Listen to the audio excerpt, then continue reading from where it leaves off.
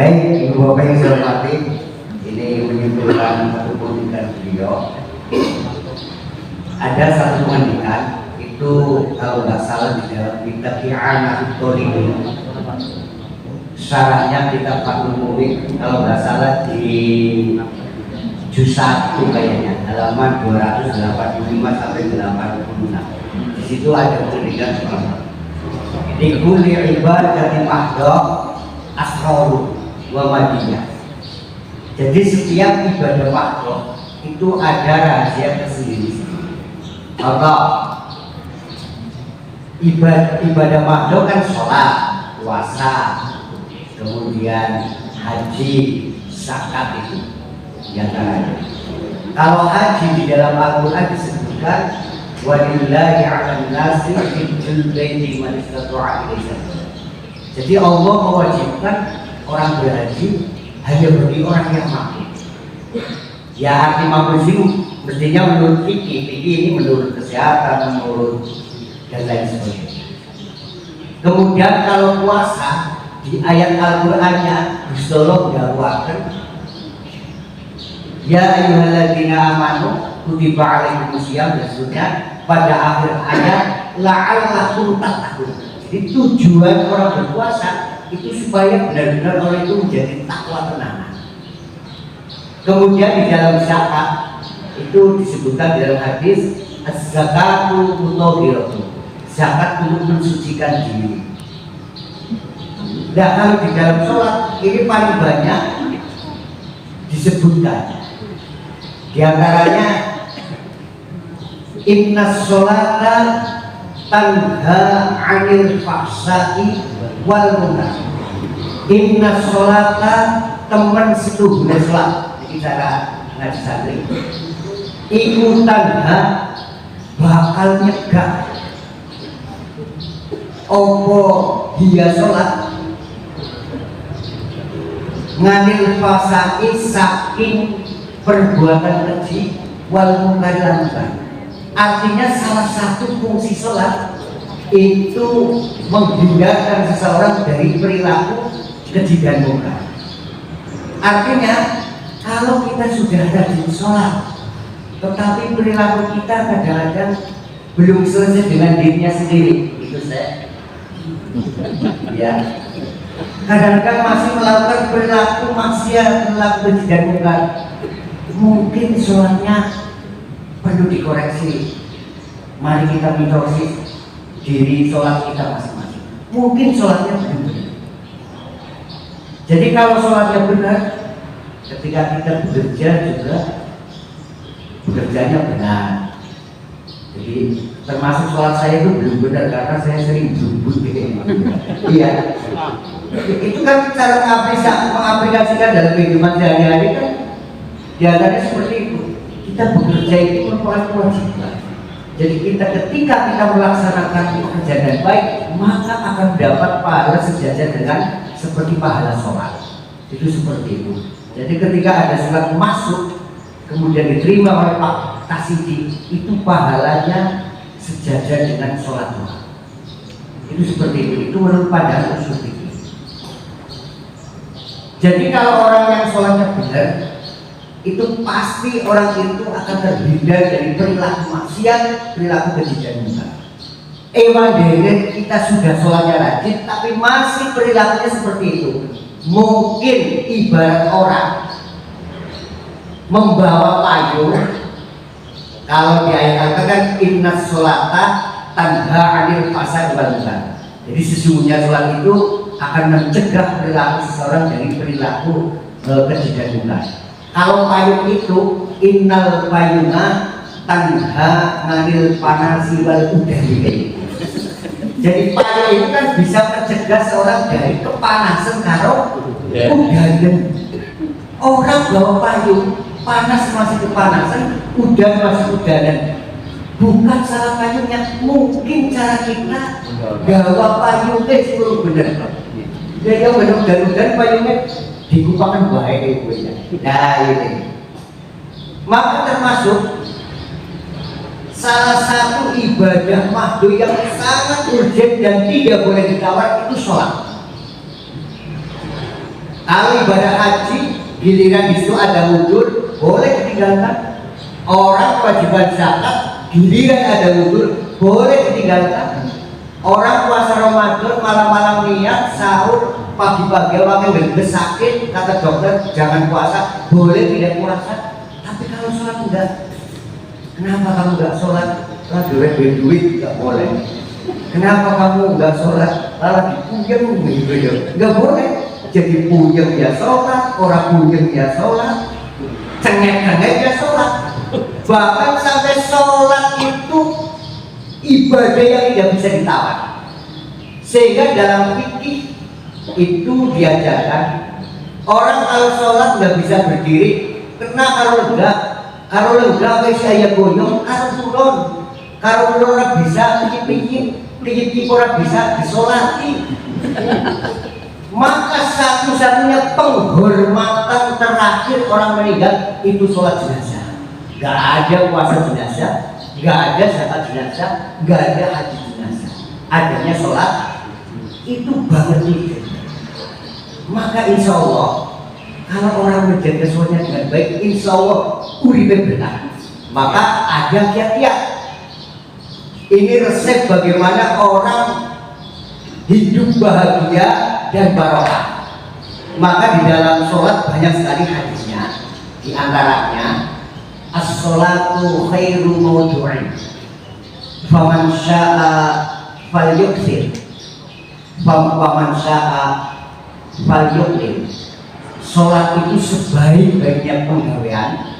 Barang siapa yang menghendaki untuk melakukan sholat, perbanyaklah. Barang siapa yang berkehendak sedikit nggak apa-apa. Ini hadis ini menunjukkan sholat sunnah. Maka di sini ada resep. Saya sempat tadi spontan pas lagi Asmaul Husna buka kitab Fathul Mu'in dengan ini. Jadi ini membahas sholat sunat di samping itu ibadah yang utama ya, tapi ada dampak positif buat kehidupan. Di dalam kitab Inanatul Thalibin ini ada keterangan resep orang ingin hidup bahagia, hidup sukses, hidup damai. Di sini dikatakan ini khairul rawatib rahmatani qoblal fajr. Jadi sholat rawatib yang paling utama itu sholat sunat fajar 2 rakaat. Di sini banyak peningkatan. Warakatani qoblal subhi. Inna man dawama alaihi faqima la yurasharrad dzalika yaum. Orang yang mendawamkan sholat fajar 2 rakaat sebelum sholat subuh, orang itu akan selalu dijaga oleh Allah. Bahkan ada satu pendidikan, man sholat rahmataini qabla subhi wa qara'a ba'dal fatihati alam wa alam amina min alam. Jadi judulnya alam. Sapa wonge sing lakoni sholat sunat fajar 2 rakaat sebelum sholat subuh. Rakaat pertama setelah Fatihah membaca alam nasroh yang dimaksud. Rakaat yang kedua membaca alam taroh. Dawuhipun menika amina min alam, orang itu akan dijaga oleh Allah. Orang itu akan dilindungi oleh Allah setiap saat, setiap waktu. Ada pengalaman menarik. Tahun 2010, wah ini banyak dengan hadis ini kami. Pulau itu perajan di Semarang 21 hari. Pas libur itu ya, pas libur. Saya sempat jalan-jalan ke salah satu kampung. Dan pada waktu itu habis ada musibah. Riyin kan konten itu udah sing apa? Sing udah akeh banget itu. Ya, pokoknya ada satu daerah yang jadi ular datang secara tiba-tiba. Jadi ketika datang jam 2 sore itu setelah duhur, dalam kurun waktu 1 jam semua pohon yang mengandung daun-daun hijau habis seketika. Habis dimakan ular. Jadi kok bulat kok? Bulat dulu betul itu. Nah, saya sempat ketika dolar kampung itu beberapa hari itu baru saja kena itu musibah bulan. Satu pun pohon gak ada yang tersisa daunnya. Tapi di situ ada rumah, di situ ada pohon, ana wit gedang, nanti saja, terus ana wit pelem, ana wit rambutan, godongnya masih itu. Subhanallah. Saya sempat tanya pada tuan rumah, Pak Nun Sewu, kok niku pimpinannya itu dari panjang informasi itu pripun rahasianya? Beliau nerangkan itu. Nun Sewu Mas, kula rena ngaji kali yai kula ya. Niku yai kula niku nerangkan sapa wonge sing lakoni salat sunat fajar 2 rakaat. Rakaat pertama suratane Alam Nasr, rakaat kaping kali niku Alam Taro, dijaga nang Allah. Dari lakoni terus subhanallah. Niku ketika ulang niku data kayak gini, niki kayak gini. Itulah kekuasaan Allah menunjukkan kebenaran.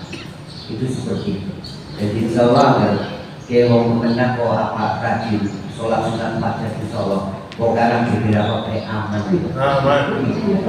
Ya ini resep hidup bahagia. Insya Allah orang yang rajin melaksanakan sholat sunat 2 rakaat fajar, Kanjeng Nabi dijamin urip sukses, dijamin urip bahagia. Orang jadi bahagia apa mana jadi pirang-pirang duit akeh hidupnya gak bahagia karena rohaninya kosong. Nah itu seperti itu, tidak sedikit apa-apa tapi hatinya tidak ada apa-apa. Juga sebaliknya jari apa-apa yang orang anak ning hatinya apa-apa. Ya, itu kayak Pak Fauzan itu selalu happy. Kita isi happy. Nah,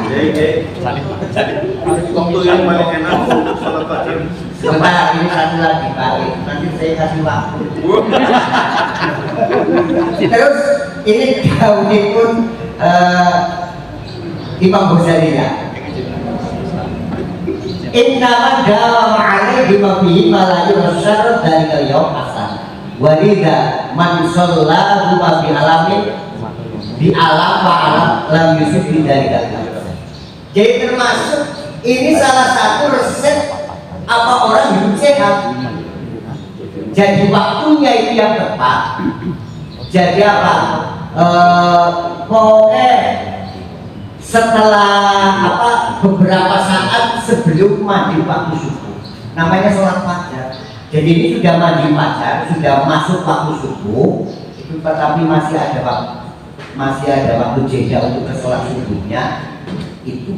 Jadi di samping ini juga resep orang yang rajin melaksanakan sholat sunat 2 rakaat, resep orang bahagia, resep orang sukses juga dihindarkan dari penyakit. Mulanya saya sempat beriakan rajin sholat sunat fajar. Karena bangun kasih itu hakikatnya itu akan menyehatkan. Itu seperti itu. Saya mau kayak tadi malam saya sama Pak Kepala sampai kantor jam 12 menit sampai Pak Kepala. Dan saya labas sampai pagi, saya tidur itu habis subuh setengah jam. Ya sih sama baik kok. Ya sih benar. Karena Pak saya punya keyakinan, mau melek tapi melek krono mencari ridho Allah, pasti Allah berikan kekuatan. Jadi hidup kita itu sudah selesai sebenarnya Pak saya. Baik Ibu yang saya hormati, sebelum kita lanjut kita ikuti pesan-pesan yang saat ini dulu. Barangkali ada yang ditanyakan seputar itu mana? Sholat fajar. Ketika kita datang ke masjid atau kita tetap sholat itu dari jam berapa sampai jam berapa? Oke, ini pertanyaan dari video Syekh Kabir Yusuf. Jadi kapan waktunya? Itu kalau menurut sesuai konsep dahulu itu ya. Jadi khairun nafli tuf'alu fil bait. Jadi sebaik-baiknya sholat sunat yang tidak disunatkan berjamaah itu lebih baik dilaksanakan. Jadi Jadi sholat sunat yang tidak disunatkan berjamaah itu lebih baik dilaksanakan di rumah. Contoh sholat sunat fajar itu di rumah itu. Jadi kalau sekiranya Pak masih maju waktu subuh, kita langsung sholat sunat fajar. Kalau memang kita mau ke masjid terus. Tapi kalau sekiranya ya sholat kamu pakai orang kebun masjid di masjid tidak apa-apa. Itu kan lebih utama. Jadi dalam bahasa ini kan biasanya paling utama, lebih utama dan utama.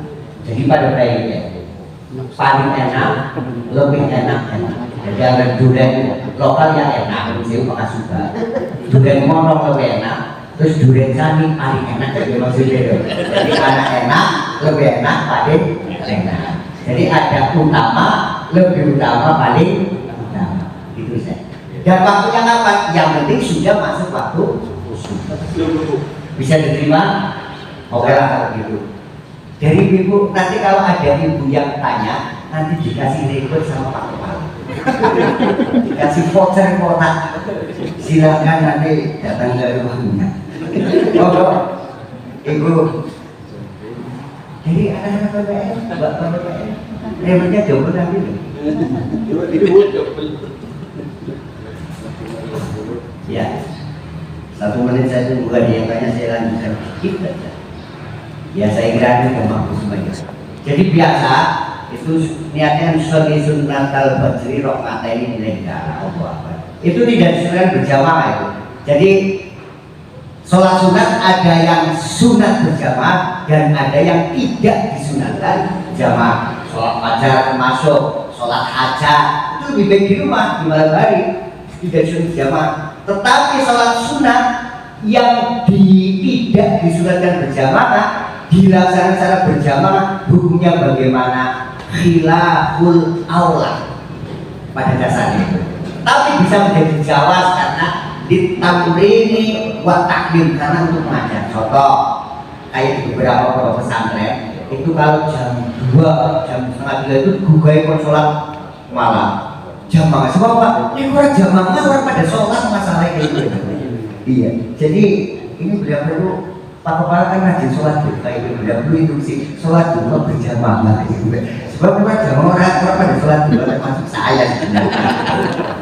Begitu. Terus kemudian ya silakan ada yang tanya. Bedanya sholat fajar dengan qobliyah subuh. Ya, jadi sholat sunat fajar itu tersendiri, sholat qobliyah sendiri. Jadi qobliyah itu kan sholat sunat yang dilakukan sebelum sholat fardu. Ada qobliyah subuh, ada qobliyah zuhur, ada qobliyah maghrib. Kalau baqiyah sholat sunat yang disunatkan setelah sholat fardu. Jadi ini bagaimana? Kayaknya tinggal iqomah ya. Ini hanya mampu melakukan 2 rakaat. Ini apa lebih baik qobliyah subuh atau sholat sunat fajar? Nah, dalam bahasa usul fikih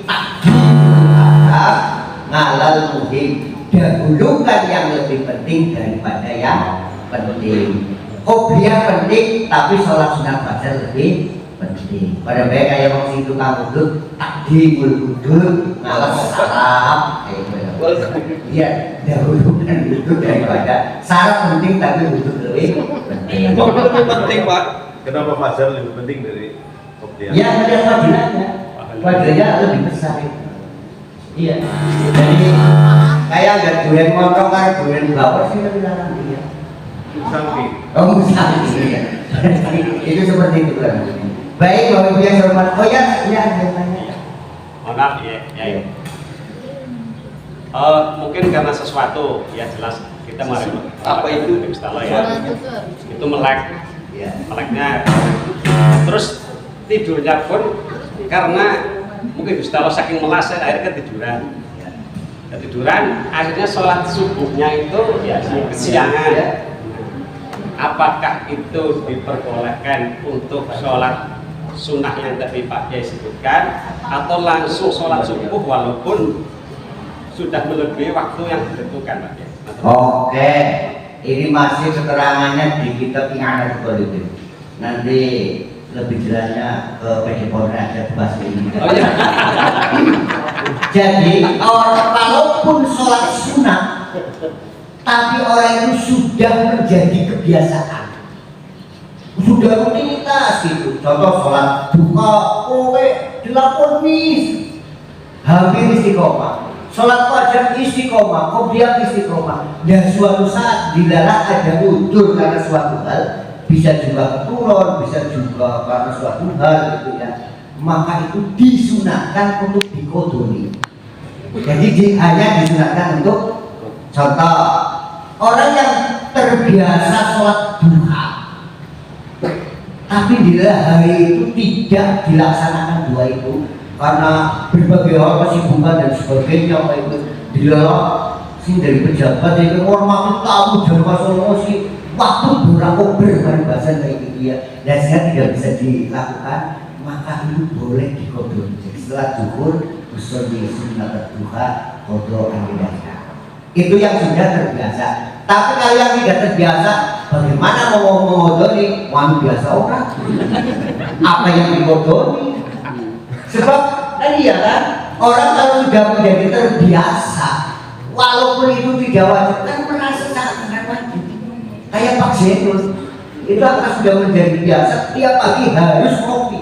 Jadi kalau enggak kopi pagi, kowe rasanya alhamdulillah burak gitu. Mulanya baju dikodoni kopi. Jadi kodoni kopi. Tapi itu tidak wajib tuh saya.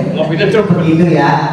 Jadi bagi misalnya ini, misalnya orang tidur itu jam 2 karena jam sebab, terus bangun jam 7:30 itu kan sudah meninggalkan fajar, sudah meninggalkan subuh. Nah kemudian langsung aja kita bangun, ambil air wudhu, terus sholat subuh. Jangan melihat jam yang penting.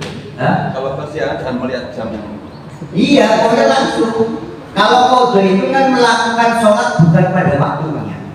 Usolli fardhu syuhri rahmataini kawanan ini. Kawanan kayak gitu. Ada di semua gitu. Iya. Malah sebagai usolli fardhu subha, subuh terus duha sih. Itu ya. Nah itu subuh ya. Artinya ya tetap sholat subuh tapi qadha. Dan sholat subuh karena kita terbiasa sholat sunat fajar, dan setelah itu juga qadha sholat sunat fajar tapi hukumnya tidak. Itu begitu. Jadi pokoknya wudunya sholat kan satu itu karena tidur, benar-benar tidur loh, wudu ketiduran kayak gitu. Yang kedua itu karena benar-benar lupa, itu diantaranya. Jadi maka setiap orang kalau mau tidur itu selalu niat untuk melaksanakan sholat. Contoh jam 12 siang itu kan sudah saatnya waktu sholat duhur, tetapi rasanya ngantuk banget. Orang itu terbiasa kalau tidur jam 12 maksimal jam 1 sudah bangun, maka lebih baik tidur dulu supaya sholatnya lebih ringkas. Tetapi di dalam tidur itu untuk niat nanti saya mau akan melaksanakan sholat dulu setelah jam tidur. Itu niat. Oh dilarang labas mati umpamanya, maka orang itu sudah dianggap dicatat sholat oleh mereka. Jadi setiap saat kita juga niat sholat. Tapi lah, kiapa duhuran baca Rasulullah tutur baiklah. Tapi ya sholat orang mati sakit. Demikian mudah-mudahan bermanfaat. Wallahul muwaffiq ila aqwamit thoriq. Wassalamualaikum warahmatullahi wabarakatuh.